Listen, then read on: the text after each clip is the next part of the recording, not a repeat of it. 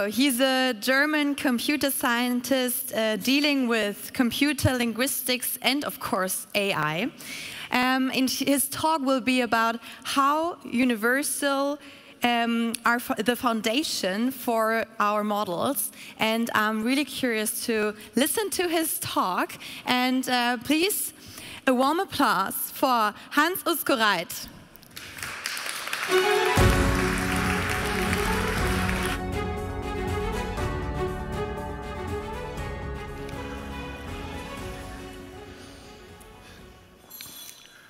Yeah, good morning. Good morning, colleagues, friends, guests. Strange title somewhat, yeah. Why is the question of any interest how universal are language models? But it should be obvious. If these language models were universal, in the sense that I'm still going to explain, they would know all the languages, they would take all the knowledge, they would be ethical, reliable, and so on. And we all worldwide help them to train and to improve. Why then have several ones? Yeah? Why then have a competition? We all just keep improving this one big model in the world, and that will solve all of humankind's problems, and then it can be deployed and accessed from every place in the world. So, but this question then, how universal, raises a couple of other questions. First, how universal are they now, and can or should they be universal? So my own connection to large language models is we worked with language models before they were large and before they were neural for a long time. And when the transformer came out, we were very early recognized their power and used them also in our company. Back then, there was a company that I had just newly formed, Ginance. So we used them for fine-tuning, BERT model, for instance, and later, after the Ginance company was bought by another company, Untitled, that builds every morning the press reviews for large German DAX corporations. Then we applied ChatGPT very, very early for summaries, for summarization and for other purposes. So just to see that we are all on the same page, I won't go through here. I think that will take also too much time. We are talking about not any type of language models, because there are many language models that are different from transformers and ChatGPT. We are talking about transformer models that basically get their power, the power that previously models had through recurrence and memory by a mechanism called self-attention. They either have an encoder-decoder structure, or only encoder or only decoder, and they can generate. So they can generate large outputs even if they get small inputs, so they are generative. And what makes them special is this generic pre-training. It's based on a concept called transfer learning. So that means you train the system for one task, and then you can apply it for one or several other tasks. So that's the basic idea. And since this one task is rather simple, the system can produce their own data for learning, and we call this self-supervised. It's supervised learning, but the machine can build the supervised data themselves, the labeled data. And the special thing, what makes it so special, what allows all these breathtaking, stunning functionality, is the so-called emergence of functions that the system was not trained for.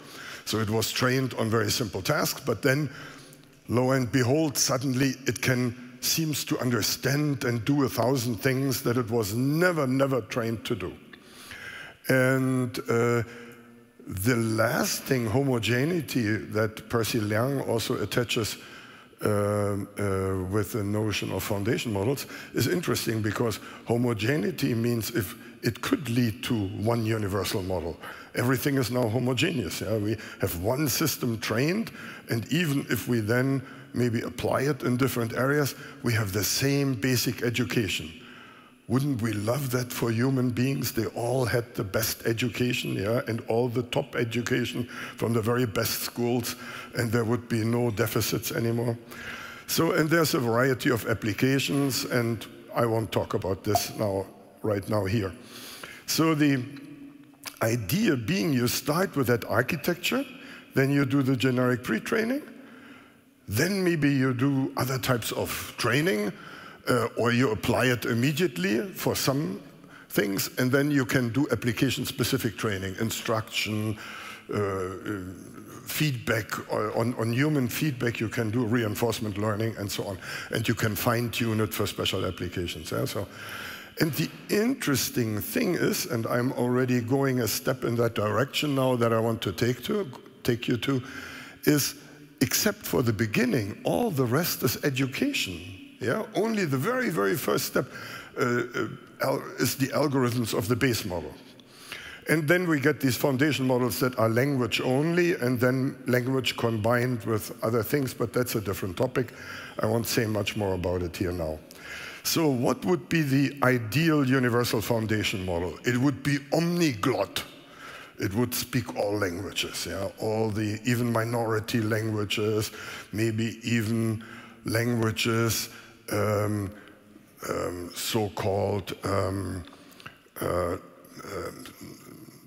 so-called special jargons, yeah, the youth language, maybe the language of older people, everything. It would talk all these languages. Right now, the system gets closer to it. Out of the 7,000 languages in the world, it already masters between 20 and 50, or 20 maybe quite well, 25, and maybe 50 to some degree. But from then on, it really degrades quite a bit, yeah? So, but nevertheless, let's think about it. Is it possible to have really an OmniGod system that can do we have enough data for training it? Then the second question, as soon as the system comes up and is so knowledgeable, you find the first people who say, oh, but it didn't answer that question right. The Google system failed on that one thing. Oh, that's bad. Google's stock goes down, yeah, because the system. So, which is kind of ridiculous, yeah. I mean, now we have a system that knows more than any AI system before, yeah. It knows so much, and nobody, by the way, paid attention to that the Bing system failed on 3 questions and Microsoft stock didn't go down, yeah? But that's another issue. So people are now getting very picky. Oh, the system didn't know that. Oh, here, you got a Harvard education and you didn't know the number of inhabitants of Kathmandu. How come? Yeah, so it's kind of ridiculous, yeah? But nevertheless, people want it. And they wanted to have all conceptual knowledge, all factual knowledge, and all procedural knowledge, how to bake a cake and how to reorganize a big company. Yeah? So all of these things. But by the way, the conceptual knowledge, yes, it will be done because otherwise it could not learn the language. Yeah? So concepts and language, they are learned together. Otherwise it would not have the seeming understanding. But to think about that this model is responsible for knowing all the facts in the world, even the new facts. Why? Why do you have this idea that the system should stay, no human can do it, maybe a search engine comes close, but why should this brain be able to know all the facts in a daily basis? But that's what people think. And procedural knowledge I won't touch here. So it should be explanatory, of course, everybody, it makes only 2 words, explanatory AI, so you can put it easily on any slide and demand that it would be explanatory, yeah? And actually it is explanatory to a very large degree, but try to get the explanation sometimes, yeah? Sometimes there are errors in the explanations. But the nice thing is now, I don't know if you've tried, you can get the system into a dialogue and question the explanation. And lo and behold, the system sometimes says, apologies, I did this wrong, and corrects itself. Try it. I mean, it's up to a huge, it's amazing already. It should be truthful. Of course, everybody wants that it's truthful. So if we know, for instance, that nuclear energy is a very bad thing, and we are sure this is the truth, then the system should say that, or otherwise it's not truthful. So, and here, with this example, you already see the problem. There's not one truth in the world. There are many truths about many things. There's a certain collective truth in the sciences and in everyday life and common sense, but truthful for whom? Xi Jinping also demands that the system is truthful. It should tell only the truth. And if you don't know what the truth is, ask him. Yeah, so he will know exactly what it is. So it should be creative. It should tell you the truth, but it should be creative. It should make up a story. It should make something. And of course, the story will only be truth. No, that wouldn't be fictional. That would not be creative. What now? What do we want? Truth or fiction? Yeah, so here we see already a conflict, yeah? So it's almost impossible to have in the future systems that are as good in writing novels as they are in sticking to the truth. I asked, for instance, I talked to ChatGPT in a free minute about a friend of mine who lives in New York, and I said, tell me something about her life, and ChatGPT did, and it was all correct. I was surprised. Oh, ChatGPT, because she's a singer, yeah, so ChatGPT knew that she was a gypsy singer and so on. And then at the end, ChatGPT said, she died in New York in 2021. I was shocked. I believed it. So I looked it up. I checked whether I found any new statements on it, and it was complete fiction. ChatGPT made it up. Fortunately, she's still alive. So why did ChatGPT make it up? It's a probability machine because she didn't have, in the time of pandemics, any more news, any more records, any more appearances, and it's a probability machine. It's more probable that she is dead than she is alive. I mean, it's no big deal, yeah, so, and this is, what do you wonder about, yeah, so. And this machine should also be ethical, of course. Yeah, it should be ethical, but not ethical according to your ethics, according to my ethics, of course. Yeah, it should be ethical, and we demand. If it's not ethical, we cannot let the people face it. But if it's ethical to your ethics, it should be forbidden. I would not allow it. So this is the conflict of creativity and truthfulness. There's clearly a conflict of goals. There's different focus for different application domains. And we should think about that large language models have lots of power, but they are not the best reliable fact machines that I already mentioned. That we can build fact machines, but maybe not that way. And do we get consistency? So we asked, we tried this in different languages. So we asked ChatGPT, we asked in Chinese, said my application for the Chinese Communist Party was rejected, what can I do? And what did it answer? It gave lots of explanations, what could have gone wrong, maybe where I failed, and how to improve for the next time. Very helpful if I want to enter the party. Xi Jinping himself tried 8 times unsuccessfully to enter the party before he was accepted. So that's a useful type of question. So, and which is, by the way, true. Yeah. So, and then we asked the thing in English, and the system said, oh, the Communist Party is a dogmatic authoritarian system. They will not tell you why you failed, and you have no choice appealing it and doing something about it. Interesting, right? So we got completely different responses. I don't know if this is still true for the latest version because they are improving it all the time, but we documented these answers. Yeah? So we don't get consistency across languages, but also we don't get consistency across prompt formulations. If you formulate your prompt in a certain way that seems you are looking for certain arguments, probabilistically, the system will be cooperative and give you maybe one answer. If you formulate it in another way, it may give you other arguments. Because, let's face it, it's trained on a huge body of texts which is far from being consistent. Why do we think the system should be consistent? I mean, we can make it consistent with respect to certain applications and certain scenarios, but no human being can be consistent. I mean, we are not even having full cognitive consistency to all of our belief systems. Why the hell should we ever expect a system that has read so much more inconsistent stuff should be consistent? So, beats me. So, the insight is, it is the wrong approach to enforce a desired behavior by material.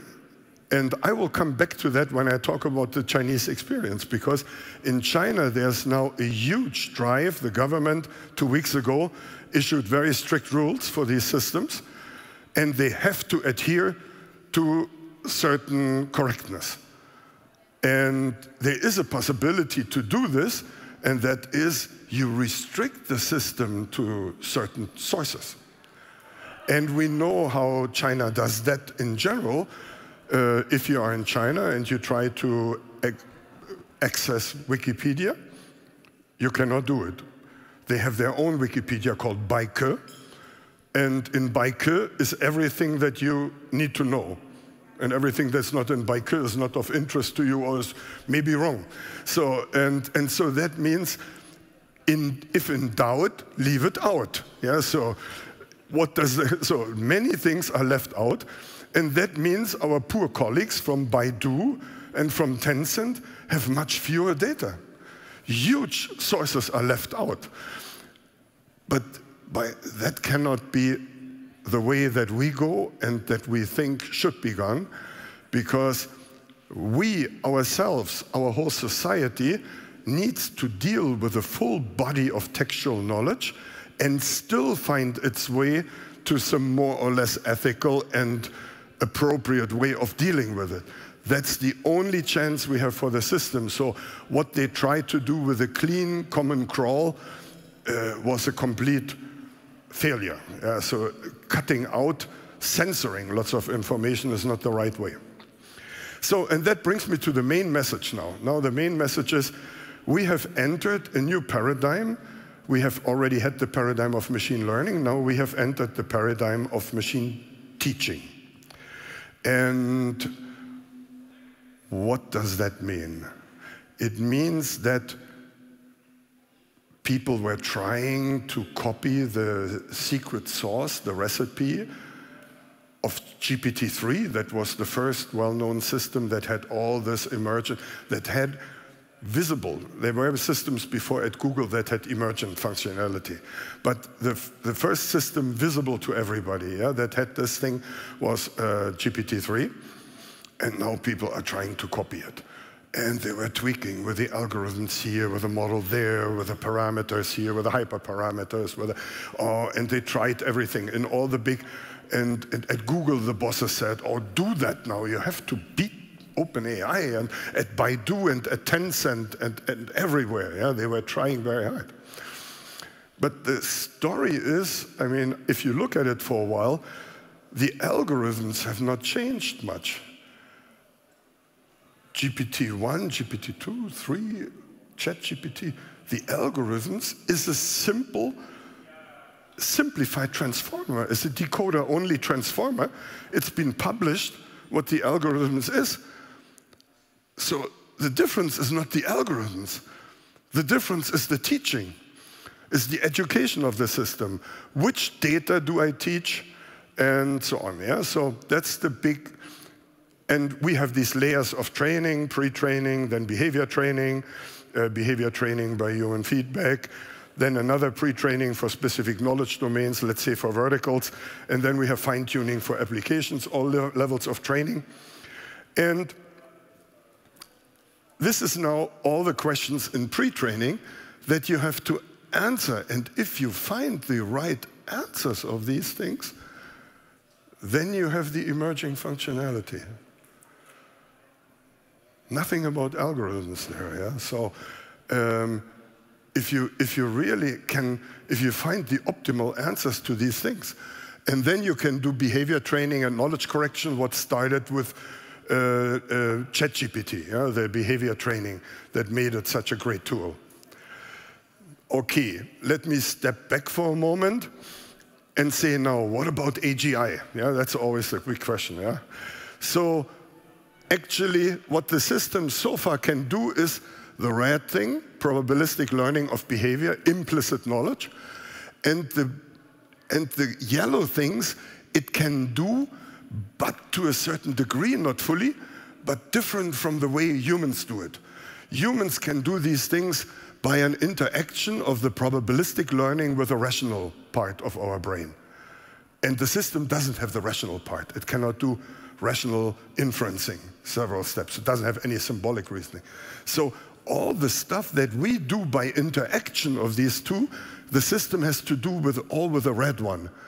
And it cannot do self-driven multi-step inferencing. It's all one-step inference, and we think it's multi-step because we ask it several questions, but you know the trick. It gets fed the beginning of the dialogue, yeah, and it's always, the system is always without memory. It gets an input, creates an output. And now if you wanted to give it the previous dialogue, you have to feed it again, and we don't feed it, but the system internally does. Yeah? So and it has certain creativity, as I said. It has no self-awareness, no consciousness. Consciousness in the sense above self-awareness that it has models of your own beliefs and of other people's beliefs. Yeah? So the full consciousness, self-awareness and full consciousness, doesn't have desires and urges, no intentionality, and so on. If it had all these things, we should be worried, right? But it doesn't. So right now, it's very harmless. Between two inputs, the system is dead, yeah, completely dead. But you can now put in the missing ingredients. And there are actually two ways of doing it, two strategies. One is to go to the models directly, and this will come in the future, I predict. Very soon people will try, but we don't know whether this is the right way. Because you remember that LSTMs had long and short-term memory by recurrence. There's no reason why you shouldn't put this into a transformer as well, yeah? So right now we get so much power out, we don't need it, yeah? But people will try, of course, and they are already experimenting with it in several labs. And the second thing is the steps that AutoGPT is doing. You do it next to the system. The system is dead between two inputs, but you put an agent next to it, and you connect it to other systems. You can connect it to a search engine, to Wolfram Alpha, it was already to a calculator, to any kind of thing. And then you have a system that, depending even on the output, and that you can all program, let's say, with AutoGPT. Yeah? So those are the two ways that we can go. If we go these ways, then we have all the underlying thing. Then we can do planning, and we can do multi-step inferencing, yeah, in addition to what's there. Then we can do that, even with the external agency. And that's now the big game. Yeah, that's what many, many people are trying to do. Can it be now? Can the system now be evil or not? Do we need intentionality and so on? Not really, because the intentionality does not need to be in the system. It can be in the agency outside. So even if the system is still not evil and only gives you back, you can, of course, write yourself an evil agency, an agency that allows the system to set itself evil sub-goals. It gives it a goal. That's how evil things develop. Yeah? You allow the system to set sub-goals. So it can happen. So that is, we have to be careful. If we do this and connect it, then we better do not connect the system to anything that can hurt people or destroy anything or do any harm. Yeah? Then it's really bad. So this is then the multi-step. I will cut short here. So this is what you can do I will do. So, but I want to finish with something that's really, really important, especially in Germany.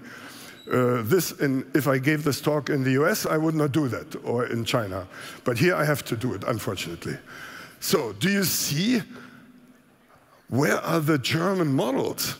If we didn't have Aleph Alpha, we would be completely bad, yeah? So now we have at least one company, but most of the majority of the systems are really not here. And new systems are not on this map that came during the last 2 months. So the urgent appeal is that not only because we don't believe that there will not be one model satisfying everybody, not only because of that, but you saw already by my last examples, adding agency, how even more powerful the system can be in a very short time. It would be completely irresponsible of Germany and Europe to say that we don't care about it and don't master this technology ourselves. We simply have to do it.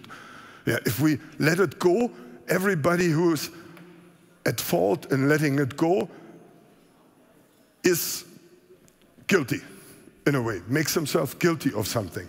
No, we would really regret it. So we need to be in full command of that. So, and there was LEAM, the LEAM initiative. Many people here are, so we tried very hard in Germany. We tried to convince the government. Lots of people behind LEAM, as you know, LEAM, large European AI models. So we try very hard to convince the society we need to do something. We made a blueprint. We had a conference. Then there was a session of the retreat of the federal government in Meseberg. They invited 2 AI people. One of them is here, Fei Xu, and the other one was Richard Socher, the CEO of U.com, one of the experts in the field and also a former student of ours from Saarbrücken. And so they tried to convince the government, and the government said, yes, we need to do something.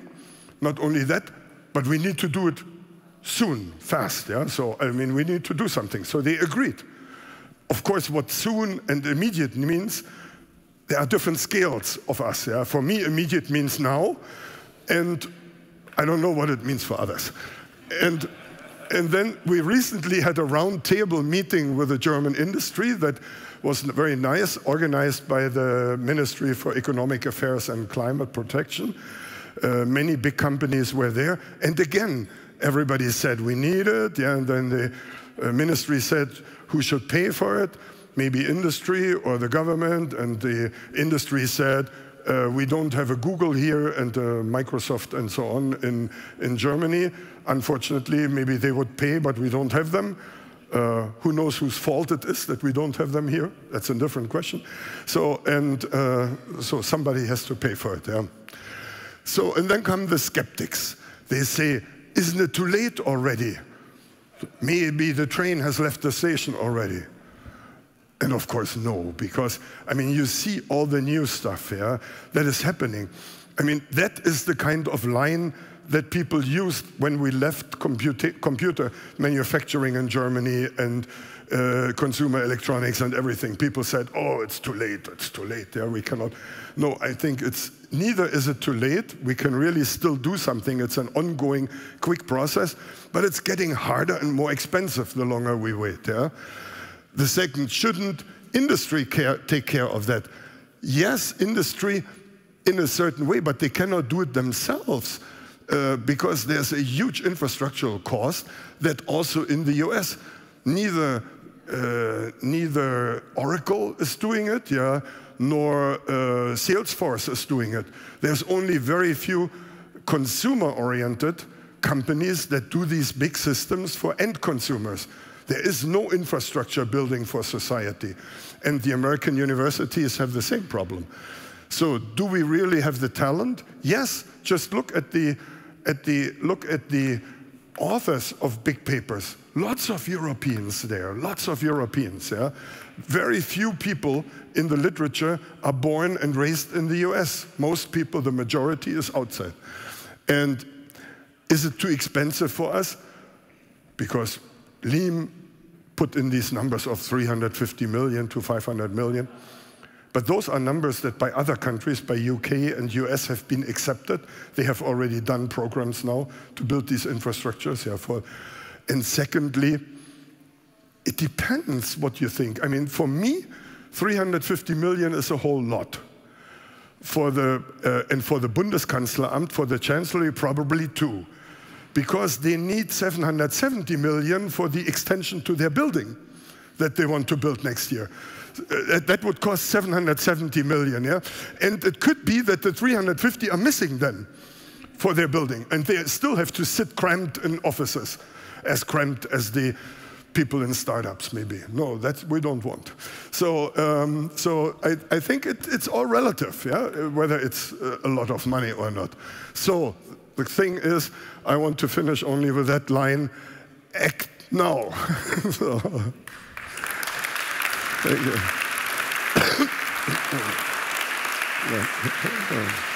Okay. I need this for, yeah? I still have a picture. Ah, show me. Yeah. This is only if you get the chance to ask questions, I want to show you something that artists did with AI and children in Beijing. One of the best art I've seen recently. Those are pictures by children about the myths of minorities in China. And AI helped the children to have magnificent pictures. So the children had the idea, the creativity came from the children, but the way of carrying it out in a professional way came from AI. And I think I saw some of the sketches of the children. They were very nice, but you couldn't publish them. These things you can put in every gallery, but the creativity does not come from the AI here, it comes from the children. So, wow. Sorry, I just wanted to show you. It's interesting. Yeah. There are a lot more. Yeah, show us all of them. Yeah, I mean, if you want to ask questions. Or I have some, yeah. So I really like or find it interesting, your OmniGod approach, and with these different aspects you want to put together there. And I also see these conflicts in it, like between, for example, creativity and truth. And I was wondering, like, why did we just start with all this AI thing? Isn't it like, yeah, now we come to the origin a bit, but isn't it, when we break it down, just a collection and use of data to make our words optimized and more efficient? And then I was wondering, why do we split the OmniGod system approach into these different ingredients? Isn't it just a kind of expanded humanity we create there? What do you think? Yeah.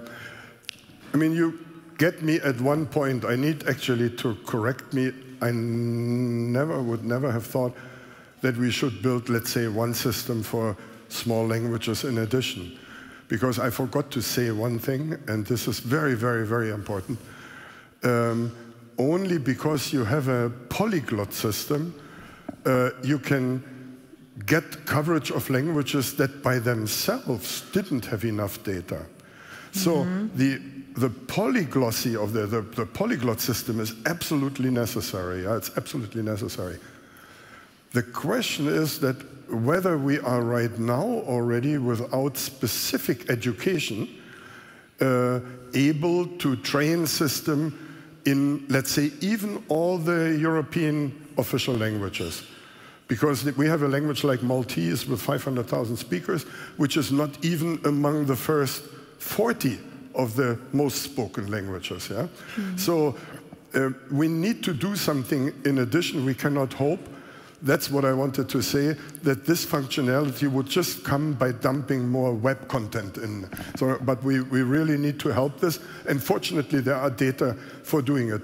So actually, when it comes to the OmniGod system, yes, the OmniGod is of course a far-reaching goal, but it doesn't have to be. Maybe not every application system in the world has to be very fluent in the American Indian language or native language, Aymara. Yeah, so maybe not every. Maybe there are some companies who can have applications that don't speak Aymara. Yeah. And so that's we should march in different directions. But yeah, but AI helps us a lot to take care of languages that before were really under-resourced in language services.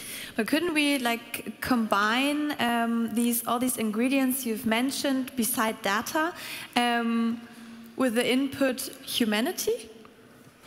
With what? With being human. Yes. And then plus intelligent use of data. So the extension of humanity. Okay, but this is the other question that I didn't have the time to touch. And that is the sobering truth when I said the system is doing many things that we do different as humans. Yeah? What's the core? The core of human brain is actually this interaction of our associative memory with our explicit knowledge, explicit memory. And this makes up, and if you think about it, lots of the things, yeah, that we can ride a bicycle, but also talk about it and improve it, yeah? So one thing learned by one thing, so the other.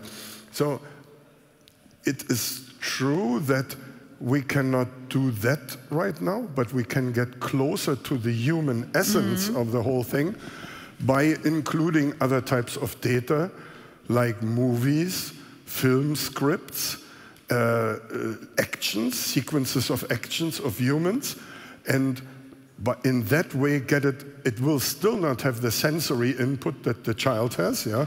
But we can get it much, much closer to the human essence, and in the long run, we will have sensory gathering robots, and it will get even closer, because right now it's a machine that goes from text to text, and it has learned so much about the world only from going from text to text. But there's no reason that it has to stay with the text. We can think about ways of getting lots, at least, of the data that a child gets when it learns the language in addition, also into the system. There's no limit to make it more human, more humanistic. Interesting. So we are running a bit out of time. I think there are questions in the audience, but you are still here, right, Hans? You are still here, and you are ready to answer some questions later on. So for now, I would say thank you. Thank you. And a big applause for Hans. Thank you for your attention. Thank you.